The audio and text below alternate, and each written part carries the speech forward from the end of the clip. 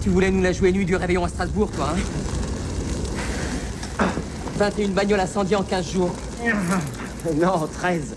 En plus, il est fier de lui, ce couillon. Blanche, raconte-lui ses droits. Surtout celui qui l'autorise à se faire examiner par un psychiatre. On vous arrête pour incendie volontaire. Vous pouvez demander l'aide d'un avocat, vous pouvez demander un examen médical. Allez.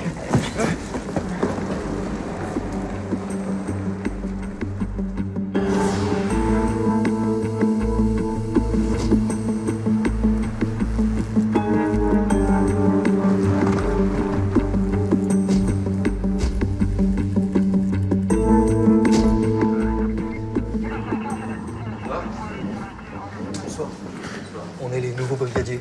Martin Pujol. Ah, ouais, d'accord. Michel Nance. Eh ben, enchanté. Bienvenue au Central. Anna Corbos.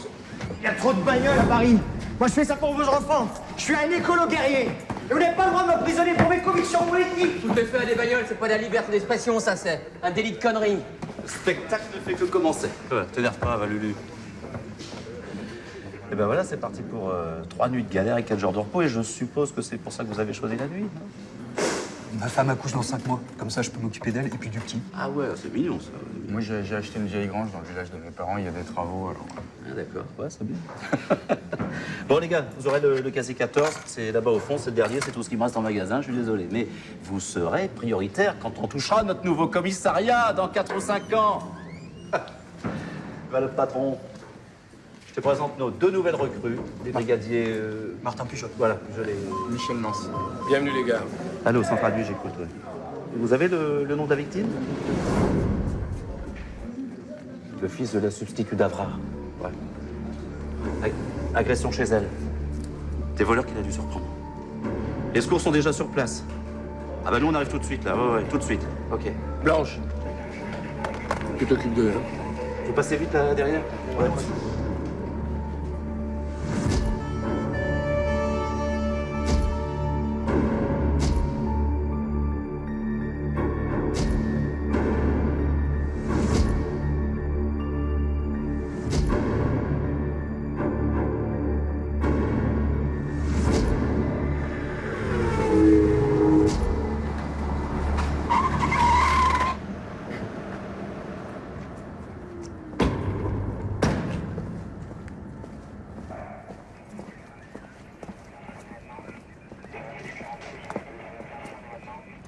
Il a surpris les voleurs en rentrant chez lui. 2 jeunes, 20 à 25 ans.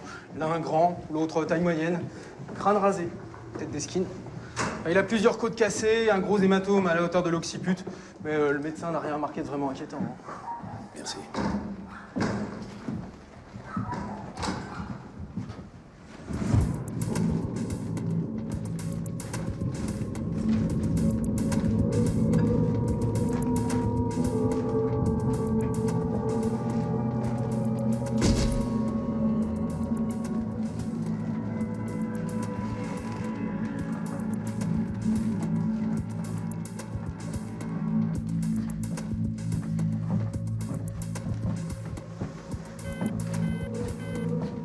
Jérémy, Victor Franklin.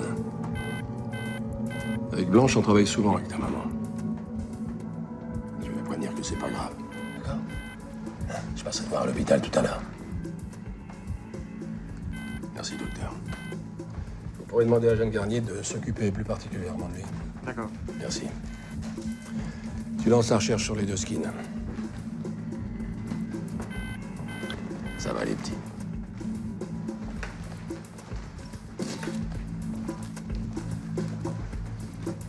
Madame Davra, Victor Franklin, l'appareil. Vous me rappelez dès que vous aurez ce message, s'il vous plaît. Merci. Patron? Oui. Venez voir.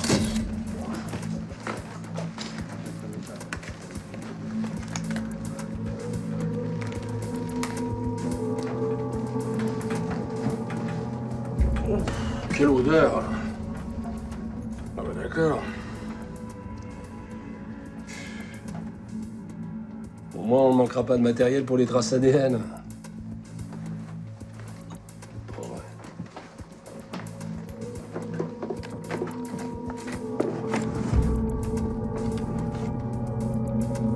Bon, bah, bon courage. Merci, patron. Tiens, regarde. La photo d'investiture de notre ami Laproc. À mon avis, il n'était pas venu que pour voler le lecteur DVD et les bijoux. Les types que Madame Davra aurait envoyés en tôle et qui seraient venus se venger? Bah, vu l'état de l'appartement et le cadeau qu'ils ont laissé, oui. En tout cas, Jérémy a dû en blesser un. Tu veux parler du sang de l'entrée? Je crois que j'ai trouvé l'arme.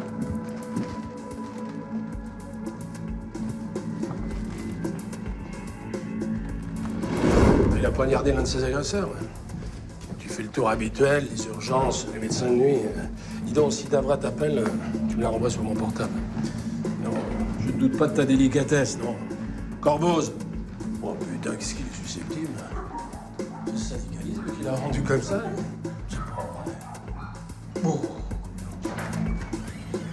Et au fait, comment va Viking? Ah, je sais pas. Non, tu sais pas. On vous a aperçu dimanche avec Jeanne. Vous voulez aller dans le même restaurant que vous. Pas la peine que je te dise qu'on déjeunait entre copains. Pas un vieux poulet comme moi. Hein.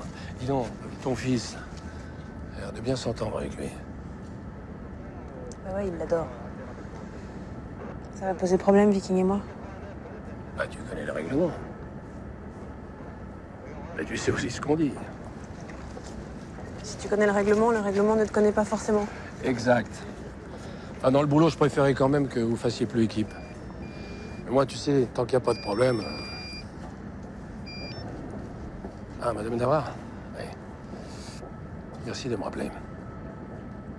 Vous êtes où, là, Martine? Je peux vous rejoindre? Non, non, mais je préfère ne pas en parler au téléphone. Voilà. 57 rue Colidi, oui. Je suis là dans 5 minutes. À tout de suite, Martine. Merci. Pourquoi tu souris, toi? Il a peut-être mieux valu que ce soit Corboz qui lui annonce la nouvelle, non? Bah, j'ai pas été bien, là. Bah si, mais moi, un flic qui m'appelle toujours Madame Davra ou Madame la procureure et qui d'un seul coup se met à m'appeler par mon prénom et en plus me dit qu'il peut pas me parler au téléphone, je flippe à mort. Ah ouais. En attendant, tu t'occupes de l'enquête de voisinage. Voilà. D'accord.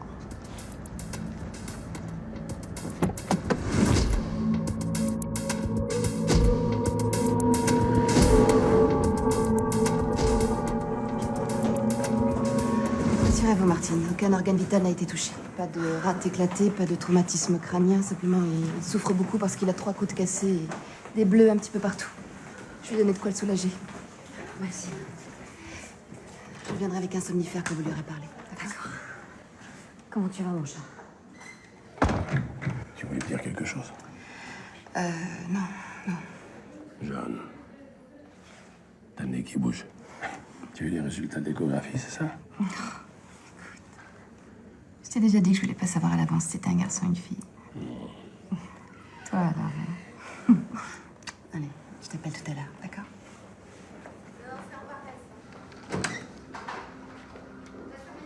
Quand je suis entré, j'ai entendu du bruit dans ta chambre.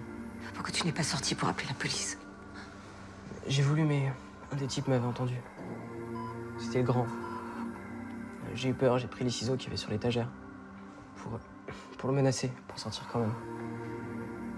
Ça l'a fait marrer. Il m'a foncé dessus. Je l'ai frappé au hasard. J'ai dû le toucher parce qu'il a crié. Après, j'ai reçu un coup sur la tête et je me souviens plus de rien. Tu m'as dit qu'ils étaient deux. Je crois, oui, enfin on s'est battu aussi. Enfin, je sais pas. Tu as dit au brigadier qu'ils avaient l'air de skin. T'as pas remarqué si l'un des deux avait une balafre, tu vois, une cicatrice? Je crois, oui. Celui que tu as blessé? Je crois. Je sais qui c'est. C'est ma faute. Il aurait pu le tuer. Ange Santini, 21 ans. 2 ans ferme pour complicité dans un vol de voiture et résistance avec violence aux agents de la force publique. Libéré il y a 2 mois. Il est condamné à 2 ans et il a fait que 10 semaines, lui. Oui, un malheureux concours de circonstances. En effet, oui. Vu l'état de votre appartement. Non, je voulais dire qu'il avait été condamné à tort. Ah, parce qu'il avait pas volé la voiture? Mais non, il avait été pris en stop par les vrais voleurs. Ils sont tombés sur un contrôle de véhicule et les vrais voleurs ont tout de suite pris la fuite et Santini est resté dans la voiture. Vous imaginez la suite? On n'a pas rattrapé les voleurs. Personne n'a cru à son histoire d'autostop et il a payé pour tout le monde. Il est tombé à un moment où on avait besoin de résultats. Les vrais voleurs ont été pris en flaque 2 mois plus tard. Et heureusement pour Santini, ils ont fait les malins quand je les ai interrogés. Ils m'ont dit que cette fois-ci, ils n'avaient pas eu le temps de trouver un autostoppeur qui porte le chapeau à leur place. Et vous avez fait libérer Santini? Oui, je suis même allée m'excuser. Il était foudrage. Il m'a promis de foutre ma vie en l'air, comme j'avais fait avec la sienne. Il tient sa promesse. Bon. On va aller le chercher.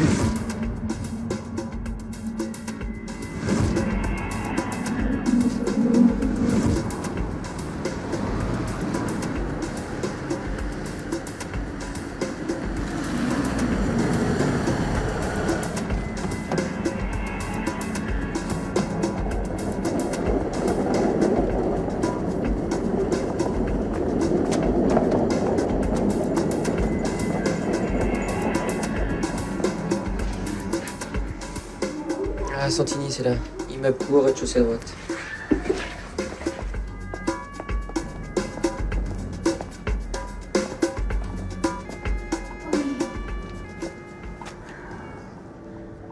Il fait ça avec sa copine, là. Ou alors, il regarde un porno. Ah ouais, il regarde un porno, là. T'as deviné ça comment? Montre-moi ton gros serpent noir. J'ai jamais entendu une nana dire ça à un mec, moi. D'accord, il est tout seul, mais on peut pas intervenir avant 6 heures, là. Moi, le son sans les images, ça m'énerve. Pas toi? Ouais. Ouais, c'est vrai que... Patron?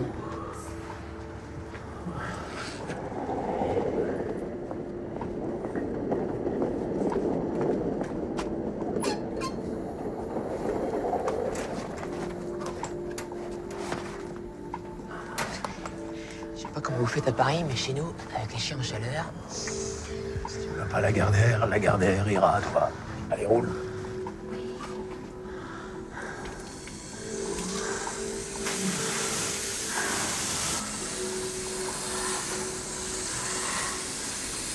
Oh putain! C'est quoi cette inondation là? Ça va pas, non? C'est quoi ce délire? Te plains pas, tu vois, parce que j'aurais pu pisser sur ton paillasson comme tu l'as fait chez la poque. Hein?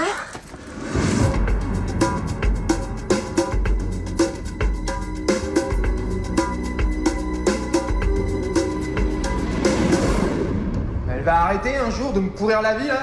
Cette salope? Oh là! On parle pas comme ça d'un substitut du procureur, garçon. Hein? Vous pouvez me taper dessus, je m'en fous. C'est quand même une salope. À cause de ces conneries, j'ai passé 2 mois en tôle. J'ai perdu ma petite amie et le resto où je gagnais 2 plaques par mois, ils ont jamais voulu me reprendre. Maintenant, je suis loufia dans un boui-boui et je me console avec des pornos. Tout ça parce qu'elle a pas voulu me croire. Et ce soir, à cause d'elle, ça recommence encore. Mais attends.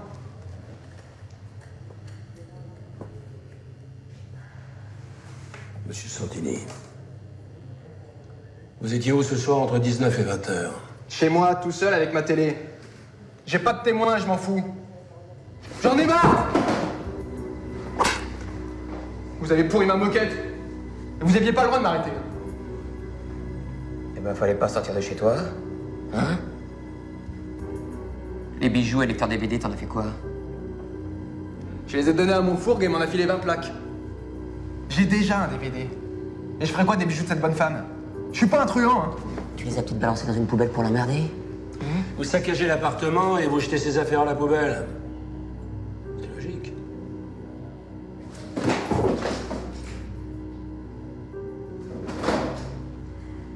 Aggrave pas ton cas, garçon. On va te laisser te calmer 5 minutes en cellule.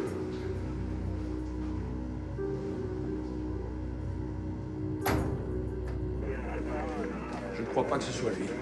Enfin, j'étais derrière la glace. Je l'ai vu vous sauter à la gorge. D'accord, c'est un nerveux, mais justement, s'il avait voulu se venger, il l'aurait fait tout de suite après sa sortie de prison. Et en plus, c'est un solitaire et il est assez costaud pour dévaster un appartement sur les 2 personnes. Ouais, vous avez raison. Ouais, il aurait tout cassé, mais il aurait rien volé. Mais fou furieux comme il est, vous voyez les brancher un DVD pour l'emporter? Il l'aurait détruit et la télé avec. Oh, mon Dieu, je me suis pas trompée une 2e fois avec ce pauvre type, quand même. Le plus simple, c'est de demander à votre fils et de lui présenter la photo. À montrer à Jérémy, moi. Si c'est lui, son avocat plaidera qu'il aurait dû bénéficier d'un tapissage en règle. Et vu la façon dont le lieutenant d'Angas l'a arrêté... Martine, c'est un risque à prendre. Ouais, peut-être. Enfin, en tous les cas, ça vaut mieux qu'une nouvelle erreur judiciaire.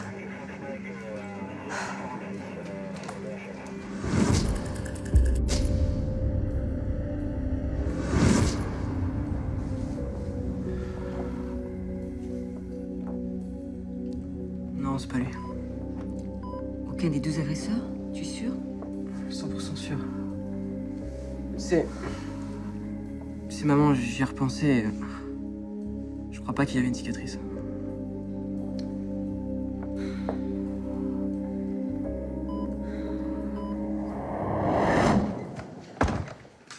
mais qu'est-ce que je vais dire à ce pauvre Santini? Il va me tuer cette fois, il aura raison. Laissez-moi faire. L'erreur, on l'a faite tous les 2. C'est moi qui vous ai mis sur sa piste en vous parlant de vengeance au magistrat. Enfin, l'appartement saccagé, c'était quand même bien la preuve qu'on m'en voulait personnellement, non? Quand on interprète les faits, il arrive qu'on se trompe. Ah bah, vous avez raison. 2 fois, moi, 2 fois, je l'ai fait avec Santini. Je préfère qu'il ne vous voie pas. Je vous raccompagne chez vous. Ça vous ennuie pas? Non, monsieur.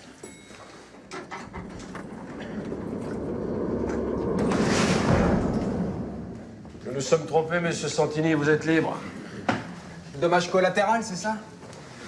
Putain, je vais mettre un cierge à la Sainte Vierge tous les matins pour qu'il lui arrive rien à cette putain de bonne femme. Parce que si chaque fois qu'il lui arrive une merde, c'est moi qu'on soupçonne... Je crois au contraire qu'elle vous aidera. Comme vous, en inondant mon appart? Je fais quoi pour le dégât des eaux? Je porte plainte pour harcèlement policier? C'est votre droit. Le restaurant dans lequel vous travaillez avant tout ça, quel arrondissement? 12e, pourquoi? Olivier, Santini-Ange.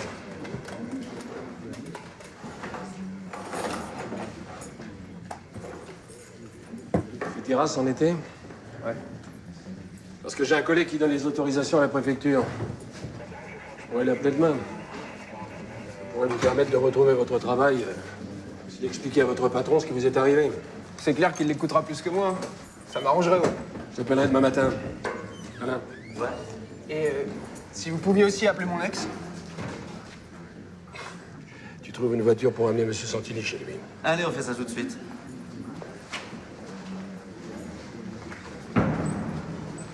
Ça donne quoi, l'enquête de voisinage? J'ai tout ça là, je vais te raconter.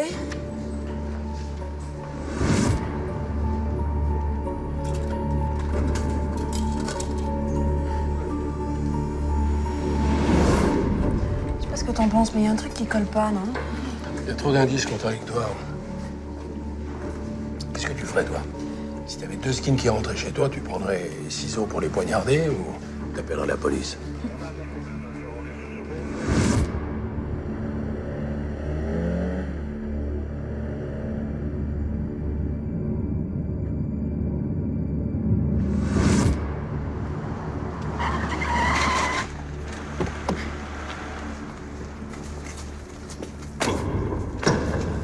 Mais non, t'as vu l'heure, on va pas réveiller tout le monde pour les interroger à nouveau, non?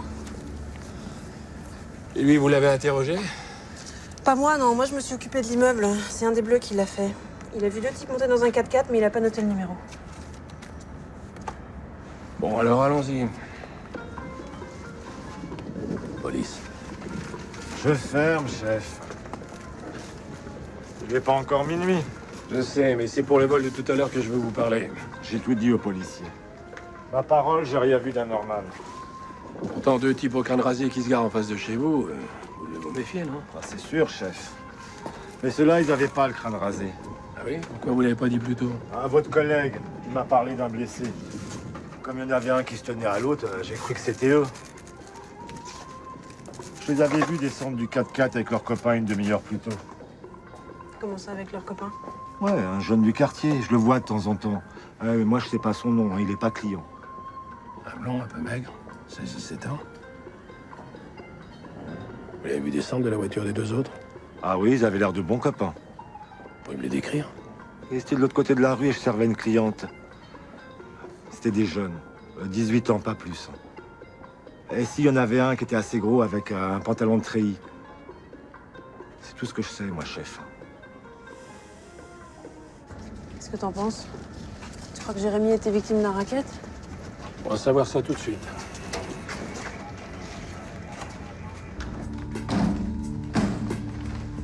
Regarde. La serrure est intacte. C'est Jérémy qui leur a ouvert. Vous savez, Martine, les choses ne se sont probablement pas passées comme nous l'a dit Jérémy. Pourquoi est-ce qu'il aurait menti? Sans doute parce qu'il a peur. On vient d'apprendre que les 2 voleurs étaient avec lui dans la rue. Ils ont dû l'obliger à leur ouvrir et quand ils se sont aperçus qu'il était fils d'un magistrat, ils ont commencé à saccager l'appartement. À un moment, Jérémy leur a échappé. Il a pris des ciseaux pour le menacer. Mais quand on n'est pas soi-même un voyou, qu'on ne sait pas se battre. Oui, mais enfin, ce que je comprends pas, c'est que, logiquement, ces 2 voyous auraient dû l'attendre entre 2 étages, et pas dehors dans la rue, là où Jérémy pouvait prendre la fuite, non? Logiquement, oui. Vous voulez dire qu'il les connaît? Certainement, oui. C'est pour ça qu'il nous a donné un faux signalement. Parce qu'il a peur d'eux. Et en plus, il en a blessé un. Et comme je suis magistrat, c'est encore pire, c'est ça? Malheureusement, oui. C'est pour ça qu'il faut absolument qu'on les retrouve. Sinon, Jérémy sera, un jour ou l'autre, la victime de représailles. Ça va, j'ai compris, là, c'est bon. Pardon. Excusez-moi. Oui? Tu es seule là, je peux te parler? Oui, tu peux y aller. C'est à propos de Jérémy. Ce que tu ne voulais pas me dire tout à l'heure? Oui. J'ai eu les résultats de la prise de sang. Il se drogue. Drogue dure? En le mettant au lit, j'ai remarqué des traces de piqûres entre les orteils. Je vois. Merci de m'avoir prévenu. Appelle le bilan au stup. Ce qui s'est passé, Jérémy est peut-être déjà fiché. Victor Franklin, là, pareil. Ah, Bruno, tu vas? Tu peux me passer ton patron? Tu peux lui demander de me rappeler, alors? Salut.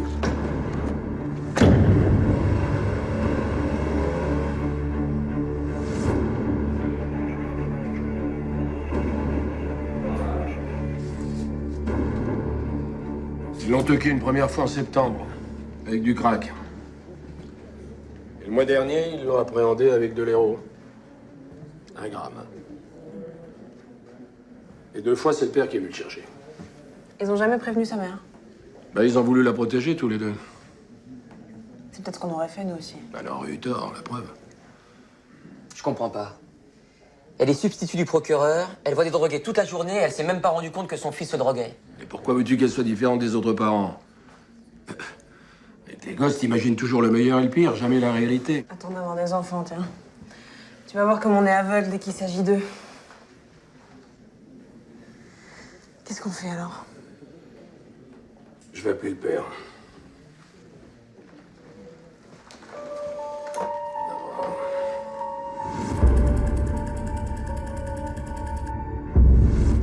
À tout de suite.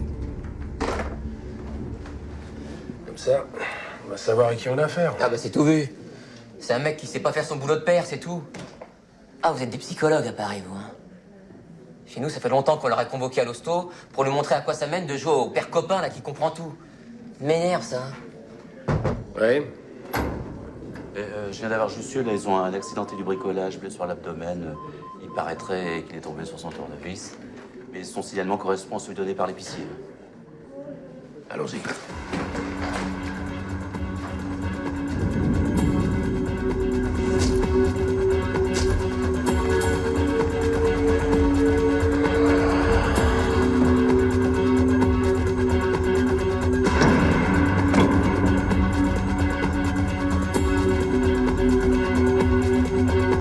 Fais le tour du parking et des rues adjacentes, au cas où tu repérais le 4x4 signalé par l'épicier.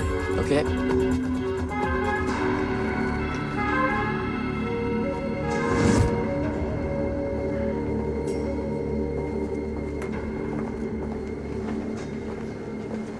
Bien pour le blessé à l'abdomen.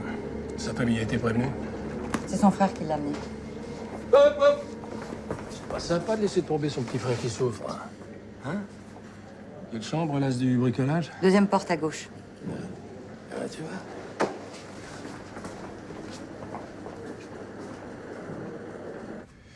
Sébastien Lubard. Et toi, c'est? Kevin. Grave la blessure? Les hamburgers lui ont sauvé la vie. Avec le pneu qu'il a déjà, le tournevis n'a fait que perforer la couche graisseuse. Tournevis, vous êtes sûr? C'est ce que son frère nous a dit, mais l'entrée de la blessure était très franche. Comme celle que ferait des ciseaux? C'est quoi ce délire, là? Ça vous suffit plus d'emmerder les putes et les mendiants, il faut que vous fassiez chier aussi les bricolos, maintenant? C'est ça que t'appelles un tournevis? Depuis quand tu bricoles chez la substitut d'un procureur de la République, toi? Toi, ça va laisse tomber, hein. On n'aura pas besoin de comparaison ADN. Une analyse de sang suffira. Patron, j'ai repéré le 4x4. Je peux pas l'ouvrir, c'est pas ma caisse. Putain, tu te fous de moi, toi, hein? Attends, Lulu. On va voir ça tout de suite. Corboz, tu peux me faire une carte grise? Oui, 732 GTV 93. Tes cartes d'identité, là. Paul Lubin. 12 rue Vanneau, Saint-Denis 93. Bingo. Je te remercie. Et ben voilà. Ça continue, hein? Je m'en fous. Vous pouvez pas m'obliger de l'ouvrir. C'est quoi, toi? Tu diras aussi à ton avocat quand t'as passé à tabac avant de défoncer la vitre. C'est bon, c'est bon! Je vais l'ouvrir. C'est la caisse de mon père. Oh, un gros dur comme toi, ça vient encore chez papa-maman? Hein? Allez, ouvre. Et ça, c'est quoi, ça? C'est les bijoux de ma mère. Bah voyons. Les lecteurs de DVD, là, tu comptais l'appeler à réparer, c'est ça? Hein? Aïe! Continue à me prendre pour un con, toi. Je vais te la faire manger, ta casquette. Ah, pas de bol, mon petit Kevin. On a retrouvé sa petite sœur dans l'appart où t'as fait les travaux avec ton frangin. Et ben voilà. Voilà gravé au domicile de la magistrat. Coups et blessures sur son fils. Ça va pas? C'est lui qui a poignardé mon frère, cet enculé. On s'est juste défendu. Et ça? Sont les bijoux de ta mère? D'accord, mais on les aurait rendus dès qu'il nous aurait payé la thune qu'il nous devait. Bah voyons. Ton frère à toi, vous faites moins de piété, c'est bien ça. Je vous jure, chef. Jérémy nous doit 1000 €. Eh, t'es riche, toi, dis donc. Hein? Tu trouves où ton pognon? Tu serais pas un peu dealer par hasard?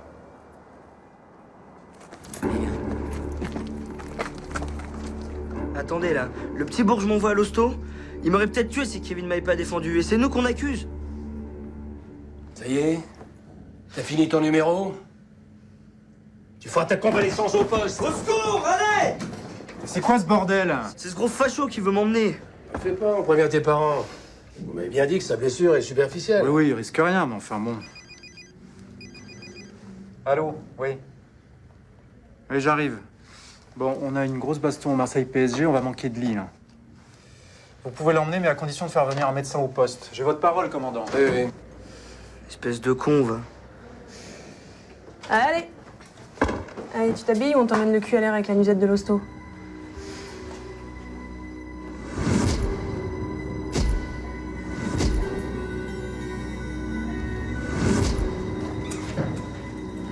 En attendant que leur père arrive, vous les mettez dans des cages séparées.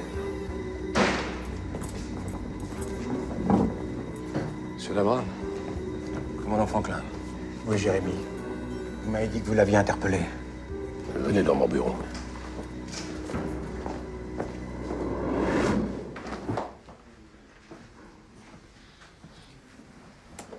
Jérémy est à l'hôpital, monsieur Labra. Il a fait une overdose? C'est ça? Non. Mais si vous continuez à couvrir toutes ces conneries, ce sera peut-être le cas la prochaine fois. Aujourd'hui, il s'est seulement fait tabasser par ses dealers dans l'appartement de votre ex-épouse. Dans l'appartement? Sa mère est au courant? Qu'est-ce qui vous inquiète, monsieur Labra? La santé de votre fils? Que sa mère apprenne que vous êtes déjà allé le chercher 2 fois au commissariat pour usage de stupéfiants? Depuis plus d'1 an, Jérémy se drogue. Maintenant, il en est à l'héroïne. Vous allez le couvrir combien de temps encore? Jusqu'à ce qu'il crève d'une overdose? Et il m'avait promis Oui, oui, je sais, vous avez promis, mais... Vous connaissez des drogués qui ne promettent pas, vous? En tout cas, moi... J'en connais aucun qui tient ses promesses. Vous lui donnez combien d'argent de poche par mois, monsieur Labra? Je sais pas, moi, 100, 200 €. Plutôt 200. Plus s'il le demandait. Je croyais qu'il fumait seulement. Vous savez, il était très perturbé par notre divorce. C'est pour ça que j'ai pas voulu aggraver les choses en parlant à sa mère. Vous la connaissez bien, je crois. Elle est tellement dure. Oui. Mais elle aurait fait ce que vous n'avez pas eu le courage de faire. Ben c'est ça, c'est de ma faute. Alors que elle s'est aperçue de rien. Et vous, vous en seriez aperçu, monsieur Davra, si mes collègues ne vous avaient pas appelé? Ils ont convoqué 2 fois. Alors n'accusez pas votre femme et ne comptez pas sur moi pour vous excuser. Mais vous pensez pas qu'elle mériterait... Désolé, monsieur Davra. D'abord, elle ne me le pardonnerait pas. Et de toute façon, on n'en est plus à cacher la poussière sous le paillasson en se disant... Tout va s'arranger. Jérémy a blessé l'un des 2 garçons que vous avez vus tout à l'heure entrer avec moi. Je ne sais pas encore s'il a réagi en état de légitime défense ou... si je vais devoir l'accuser pour coups et blessures sur mineur. Oui. Je vous rejoins. Occupez-vous de monsieur Davra. Le père des 2 garçons vient d'arriver. Excusez-moi.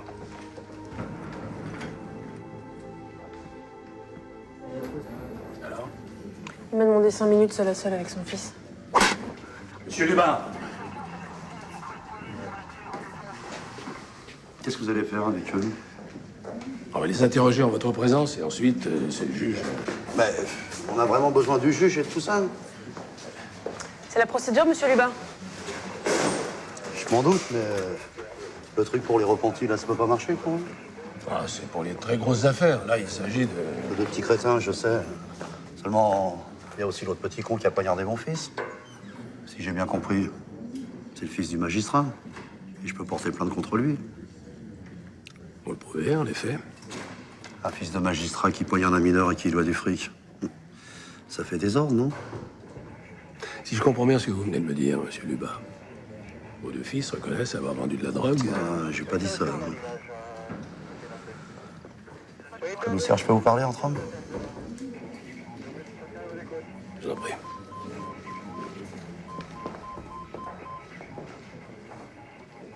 J'ai votre parole. Tout ça reste entre nous. Dans cette histoire, mes fils, ils sont... Comment ils disent les ministres, là? Responsables, mais pas coupables.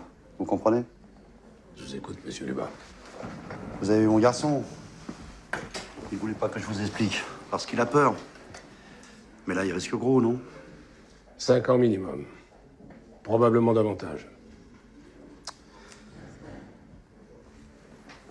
Écoutez, commissaire, j'ai beau faire le taxi 12 heures par jour, mes deux fils, je les surveille. Pas question qu'ils prennent de saloperies. Encore moins qu'ils en vendent. Mais c'est des costauds, alors de temps en temps, ils rendent service. Là, ils ont travaillé pour quelqu'un. Vous voulez dire qu'ils ont fait les encaisseurs?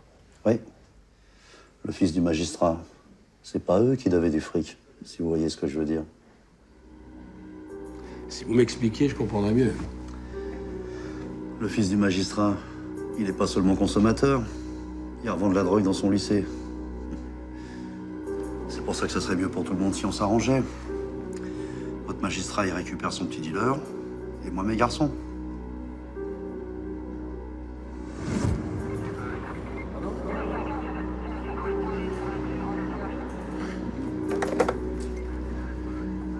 Le bilan confirme ce que m'a dit le père des deux voyous. Les stupes sont sur le trafic dans le lycée de Jérémy depuis déjà un bon moment. C'est pour ça que Jérémy a été relâché aussi facilement la dernière fois. Ouais, prépare un gros coup de filet. Je m'habituerai jamais aux combines des stupes. moi. Laisser des gosses se shooter soi-disant pour choper un réseau. Et le fournisseur à qui Jérémy doit du fric, ils le connaissent? Ils ont prévu de le coincer la semaine prochaine. Et ben voilà. Et c'est pour ça qu'ils préféraient qu'on fasse pas trop de vagues avec Jérémy. Ah, et c'est pour ça que je suis très emmerdé aussi. Surtout pour sa mère. Ah ben ça, c'est sûr. Après son appartement dévasté à apprendre que son fils se drogue et qu'en plus, il est dealer. Qu'est-ce que tu ferais, toi? Moi? Je sais pas, moi. C'est votre copine, hein, pas la mienne. Justement, contrairement à nous, t'es impartial. Vous voulez vraiment savoir ce que je ferais, moi? Bah oui. Eh ben, je lui dirai tout. Voilà. Je respecterai la procédure à la lettre. Vous êtes vachement légaliste à Annecy. Bon, pas plus qu'ici, hein. Mais si cette pauvre femme est même pas au courant que son fils se drogue et que personne ne lui dit jamais rien, alors faudra pas venir s'étonner si tout ça finit mal. T'as raison. En tant que patron, c'est à moi d'annoncer les mauvaises nouvelles. Bon courage. C'est pour tout de suite.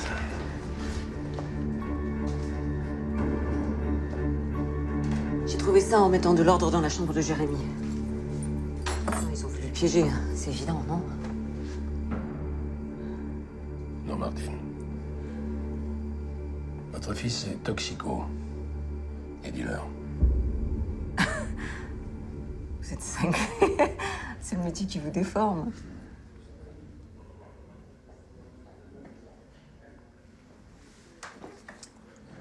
Voilà les résultats d'analyse de Jérémy.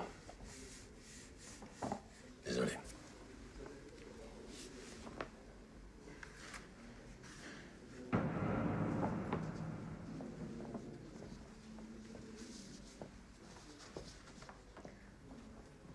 Enfin, c'est pas possible. Je m'en serais aperçue. Enfin, j'ai pas pu être aussi aveugle, non? Parce que ça vous paraissait impossible. Vous avez rencontré suffisamment de parents dans le même cas pour le savoir. Oui, je sais. Je sais aussi ce que je pensais d'eux. Vous avez prévenu son père? Il est au courant pour Jérémy? 2 fois. Oh non, c'est pas possible.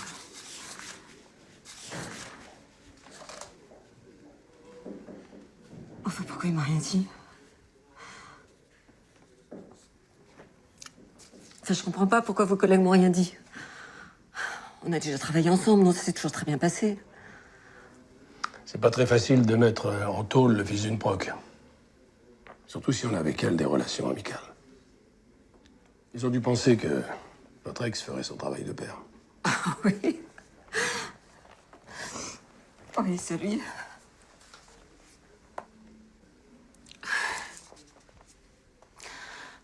Quand je pense que je poussais Jérémy à voir son père le week-end, je pensais que c'était bon pour son équilibre. Ah. Et je vais même garder son nom. Je suis vraiment fou sur toute la ligne.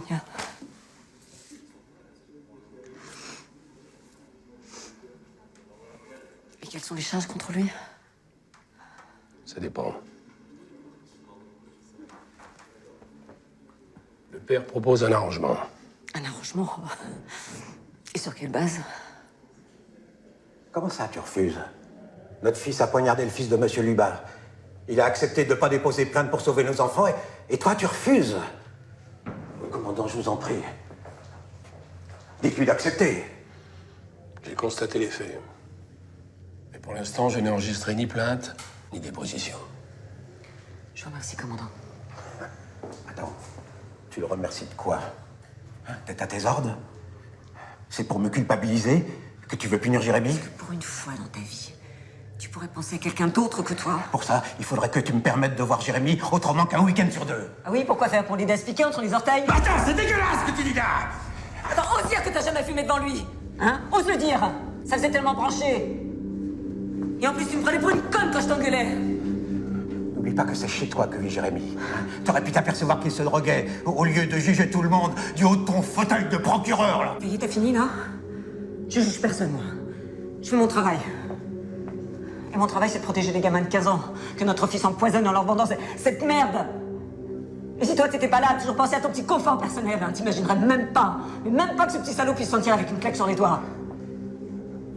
Martine, c'est notre fils. C'est notre seul fils. Ouais. Et si tu savais comme ça me fait mal que ce soit notre fils. Et les parents... Les autres parents qui n'ont qu'un seul fils aussi. Et à qui Jérémy vend ses drogues. Tu y as pensé? Très bien. Je vais payer son avocat. Je prendrai le meilleur et... Tu t'en sortiras pas indemne, crois-moi. Et ça, Jérémy te le pardonnera jamais. Jamais.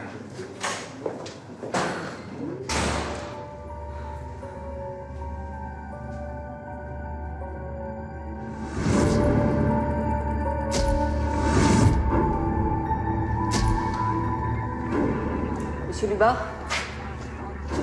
bien, vous comprendrez qu'il m'est impossible de passer sous silence les erreurs de mon fils. Ah, j'ai compris, mes deux garçons vont... Non, laissez-moi finir, monsieur Lubin. En effet, je ne peux pas passer l'éponge pour vos deux fils. Mais comme je suis moi-même concernée par cette affaire, j'ai décidé de leur laisser une chance. Donc l'aîné sera poursuivi pour dégradation et le cadet pour complicité passive. Je conseillerai au juge une peine de travaux d'intérêt général et vous rembourserez les frais de remise en état des lieux. Vous êtes d'accord? Ouais. Non, moi je suis pas d'accord. Tais-toi et dis merci, imbécile. Merci, madame. Comment on fait pour l'argent qu'on devait rapporter? Tu veux qu'elle te fasse un chèque ou tu préfères du liquide?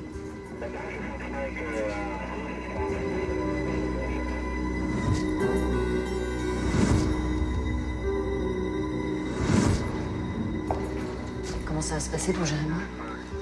Je viens de parler à Le Bihan, son équipe interviendra la semaine prochaine. D'ici là, vous faites comme si vous n'étiez au courant de rien. Vous remettez en place tout ce que vous avez trouvé dans la chambre de Jérémy. Vous lui donnez un peu d'argent pour qu'il commence à rembourser son fournisseur. Comme ça, il ne se doutera de rien quand on l'arrêtera. Et vous n'avez pas peur qu'il s'en prenne à mon fils? Non, je suis sûr que son fournisseur le dénoncera pour négocier avec le juge. Ne vous inquiétez pas. Le Bihan connaît son métier. Votre seul problème à vous, c'est de sortir Jérémy de la drogue. Je peux lui parler si vous voulez. Oui, je vous remercie, Victor. Je sais pas si j'ai pris la bonne décision. Ne regrettez rien, Martine. Votre fils ne pouvait pas passer à travers les mailles du filet. Maintenant, c'est le juge qui décidera. Et vous, vous serez une mère qui aidera son fils à s'en sortir. Il y arrivera, Martine, avec une mère telle que vous. On ne peut pas faire autrement.